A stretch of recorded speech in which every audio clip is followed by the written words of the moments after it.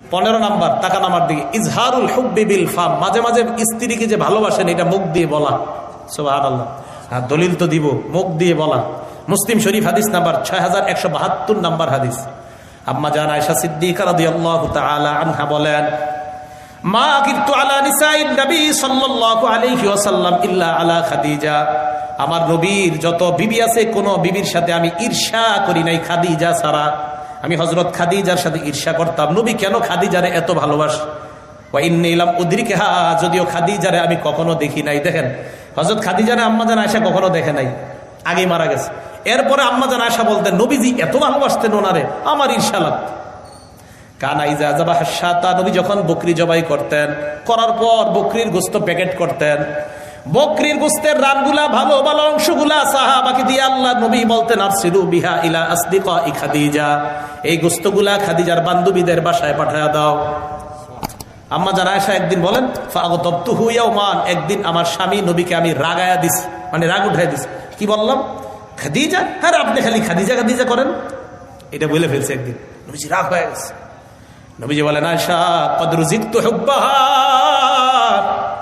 খাদিজার ভালোবাসা আল্লাহর পক্ষ থেকে আমার অন্তরের মধ্যে গেঁথে দেওয়া হয়েছে, রিজিক হিসাবে দেওয়া হয়েছে খাদিজার ভালোবাসা আমার অন্তর।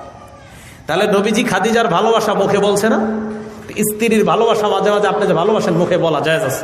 আচ্ছা আরেকটা দলিল দেয়, আমার দিকে তাকাইতে হবে দলিলটা বোঝার জন্য। এদিক তাকান, এটা দিয়ে তো মুখ মুছি, এটা দেখাই। এটা একটা রুটি, বলেন এটা কি?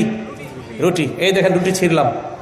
এটা বুখারী শরীফের হাদিস, বুঝতে হলে রুটির ইয়া বুঝতে হবে। বুখারী শরীফের 3770 নম্বর হাদিস, 3770 নম্বর হাদিস বুঝতে হলে রুটির দিকে তাকাইতে হবে। এই যে রুটি ছিঁড়লাম, এই রুটি ছিঁড়লাম, ছিঁড়ার পর গোস্তের ঝোলের মধ্যে ভিজাবো। বলেন কিসের মধ্যে ভিজাবো?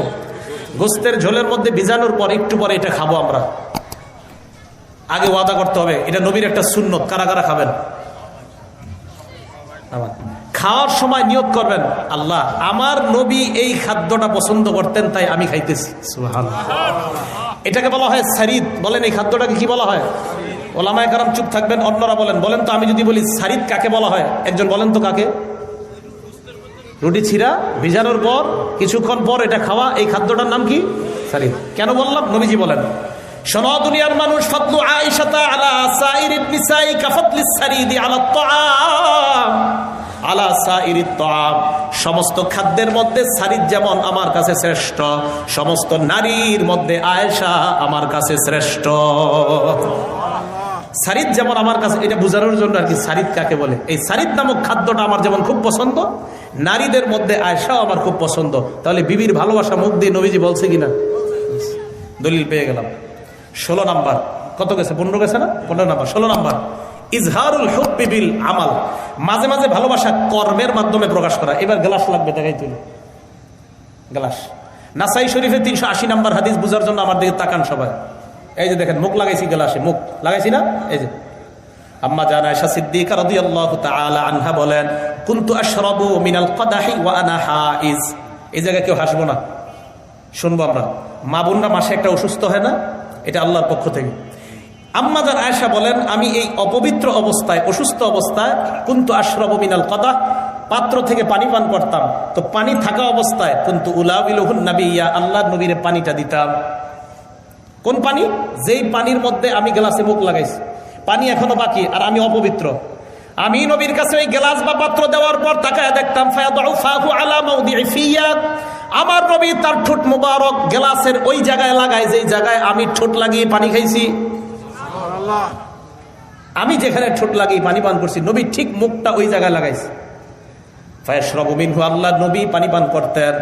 দেখছেন, ওই যে বলছি, কষ্ট নিয়েন না। আপনি সিগারেট খেয়ে যদি পানি পান করে বিবিরে দেন তো কিভাবে মোহাব্বত হবে বলেন? এত গন্ধ পাবে।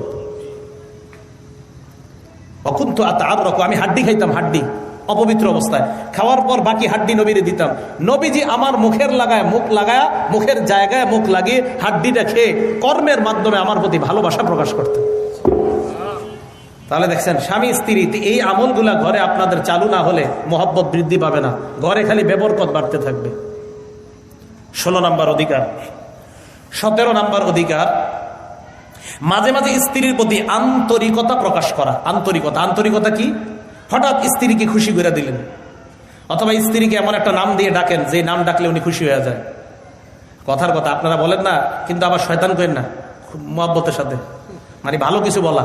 দলিল দিচ্ছি আমি, আস-সুনানুল কুবরা কিতাবের নাম, হাদিস নাম্বার 8951 নাম্বার হাদিস। আম্মা জান আয়েশা বলেন, হাফসি গোলামরা মসজিদে নববীর চত্বরে খেলতে আসছে, বর্ষা প্রতিযোগিতা।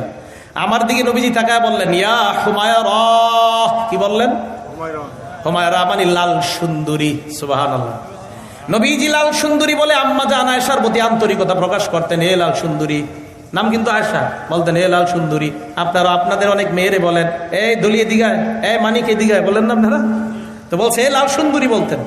বলার পর কয় আতুহিব্বিনা আন তানজুরি ইলাইহিম, তুমি কি বর্ষা প্রতিযোগিতা দেখতে চাও? কয় জি হুজুর, মন চায়। এবার আমার দিকে তাকান। আম্মা জান বলেন, ফাকামা বিল বাব, নবীজি দরজায় দাঁড়াইতেন।